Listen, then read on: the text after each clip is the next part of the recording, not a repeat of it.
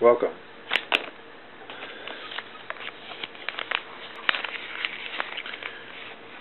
Out of the blue.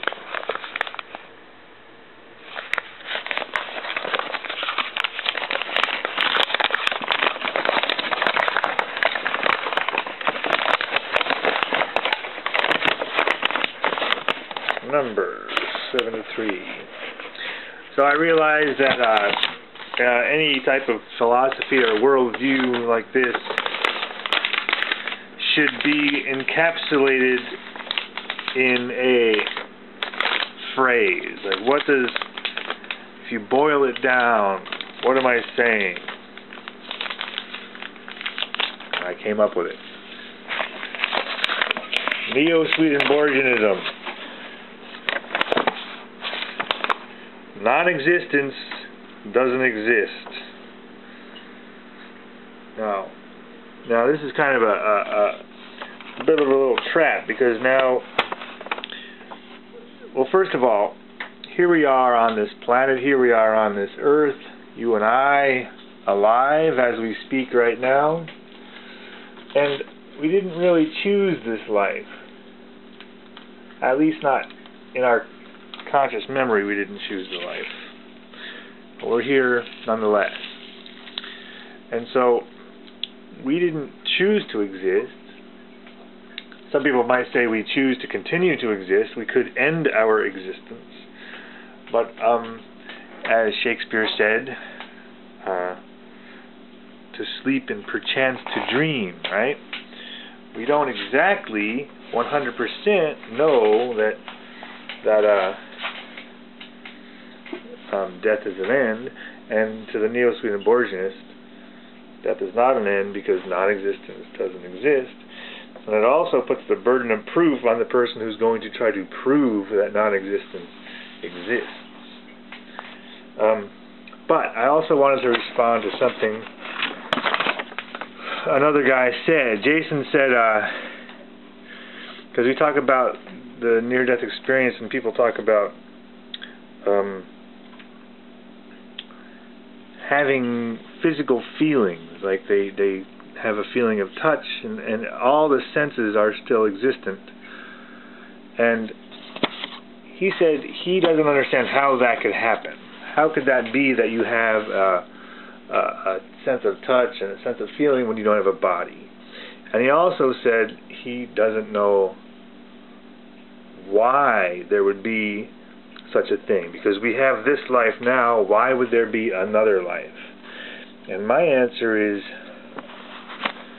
I don't know how, and I don't know why. I'm not claiming to know how, and I'm not claiming to know why. I am claiming that there's a body of evidence, quite a large and growing body of evidence, that makes it very clear that in many cases there is a subjective afterlife. Now, so, while I don't know how or why this happens, if you read the near-death experience stuff, here's one from Howard Storm, and he says, "All my senses were extremely acute. Everything felt tingly and alive. The floor was cool, and my bare feet felt moist and clammy. This had to be real. I squeezed my fists and was amazed how much I was feeling in my hands just by making a fist." This is after he died, mind you. That's Howard Storm. Renee Turner is a very good one. And I want to say something that, I want to read something that Renee Turner says. She came back with a message. And her message is this, quote, "It is time to live according to your beliefs, whatever they may be." Alright? I want to emphasize that she says, it is time to live according to your beliefs, which is to say, to live the life you want to live. And this is the message of Neo-Swedenborgianism, and this is an extremely difficult thing to do sometimes. So I'm not trying to get anybody to live any life but the one they want to live. And now here is another one. This is a woman by the last name of Wallace. She says, "At the moment she said this, I recognized her. She was my grandmother, my mother's mother. But she looked different than I had remembered. She was full and rounded and vibrant. She appeared to be about 25 years old, but her hair was glorious white, and everything about her was radiantly beautiful. Her body was gorgeous, and I began to understand why I hadn't recognized her. She had been frail and sick all the years I had known her. Then the realization hit me.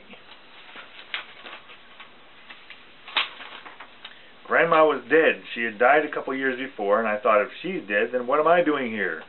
Oh, this woman thought, I'm dead." So anyway, there's a lot of patterns in these, similarities in these near-death experiences.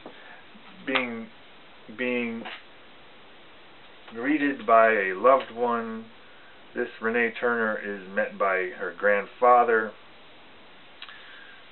One woman is met by, well, there's a huge variety of them.